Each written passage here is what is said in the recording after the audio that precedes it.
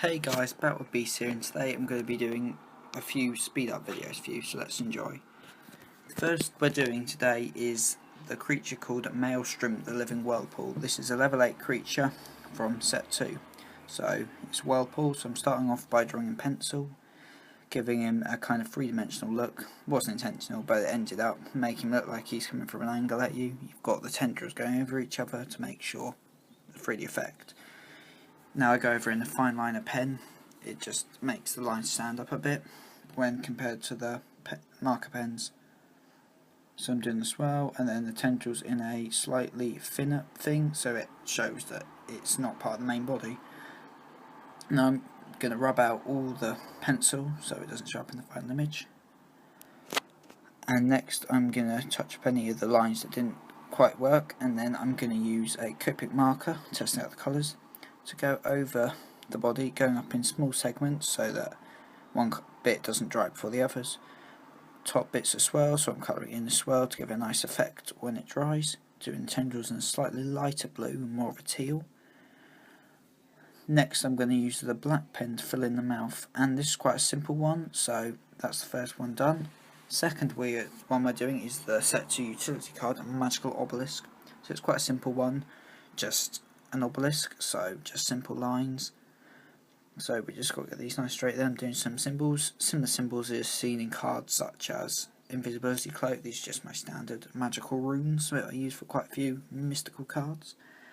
Those bottom ones are, I don't know, inspired a bit by play buttons on a remote control. Bit of weird inspiration.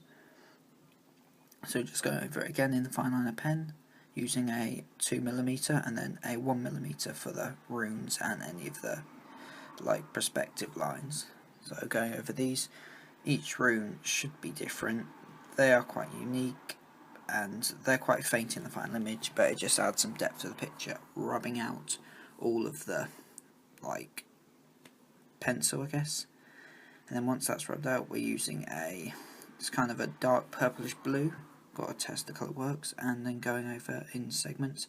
Now the segments I drew this in were a bit large, so the overall finished thing does have some drying lines across it, which can be a bit annoying, but it'll be edited out in post. Colour in, and that's that card done. Pretty simple card. Next is Zig Zag Pair Primes. This is the prime card for Zig Zag Pair. I kind of forgot to start recording, so the basic drawing of it's already done, so we're going over it in fine liner pen now. This one's not too hard. You're using a size 2 for this one. There's not really many parts that are thinner, so pretty much all of it's done in a 2mm size. So now we've done the main body, we're doing the wings. The design of this is meant to have them together like an Amphicynian, just because it adds to the fact that they're a pair, I guess. So that's the eyes done. If you notice, one pupil's at the top of the eye and the other's at the bottom. Just thought it's some contrast for it. And the pretty symmetrical after that, the camera fell down there. And after we've rubbed this out, we're going to go over it again in the pen. And I think I'm using a cerulean blue for this. So here we go, there's the pen. So we're going over the main body of it, starting with the head. Not the lower jaw though, because that's going to be a slightly lighter blue. So going down the body in segments.